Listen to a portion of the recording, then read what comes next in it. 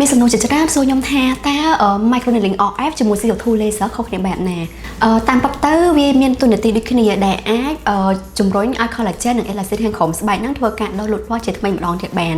ហើយវាអាចដោះស្រាយនៅបញ្ហាស្នាមជួយទូចៗនៅខាងក្រោមភ្នែកនៅជុំវិញមាត់ឬក៏នៅលើថ្ងាសលើអីហ្នឹងទី1ទី2តើតោះជាមួយនឹងស្នាមឲ្យខ្មៅក៏វាអាចជួយដោះស្រាយបញ្ហាហ្នឹងបានទី3តើតោះជាមួយនឹងស្នាមខ្មោចហើយទី4តើតោះជាមួយនឹងរន្ធរមរីកធំចឹងអ្វីដែលមានភាពខុសគ្នាវិញរវាង CO2 laser និង microneedling RF ទី1 CO2 laser យើងប្រើប្រាស់ថាមពល energy ហើយទៅ heat នៅខាង target នៅលើស្រទាប់ទី1នៃស្បែកនិងស្រទាប់ទី2នៃស្បែកដែលអត់មានការប្រើប្រាស់ម្ជុលទេចំណែកឯ microneedling RF វិញយើងប្រើប្រាស់ម្ជុលធ្វើការ stem លើមុខដែលម្ជុលហ្នឹងនៅខាងក្នុងម្ជុលហ្នឹង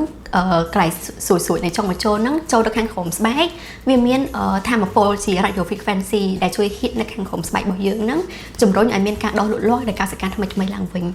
ចំណែកមួយទៀតតកតងជាមួយនឹងការ recover របស់ស្បែកមកវិញតកតងជាមួយនឹង down time តកតងជាមួយ CO2 laser វា hit នៅខាងលើស្ទប់ស្បែកខាងលើ epidermis ជាមួយនឹង dermis អញ្ចឹងការ recover មកវិញវាទាមទាររយៈពេលយូរជាង microneedling RF អញ្ចឹងតកតងជាមួយនឹងអ្នកដែលមានបញ្ហាមុខខ្មោចអាចធ្វើដោយម៉ាស៊ីនទាំងពីរនេះបានប៉ុន្តែអាស្រ័យទៅលើស្នាមខ្មោចហ្នឹងវានៅក្នុងកម្រិតជម្រៅប៉ុន្មានបើសិនជាគាត់នៅកម្រិតជម្រៅរៀងរាក់ល្មមទេយើងអាចធ្វើការជ្រើសរើសយក CO2 laser បានប៉ុន្តែបើសិនជាស្នាមហ្នឹងវាដករៀងជ្រៅហើយ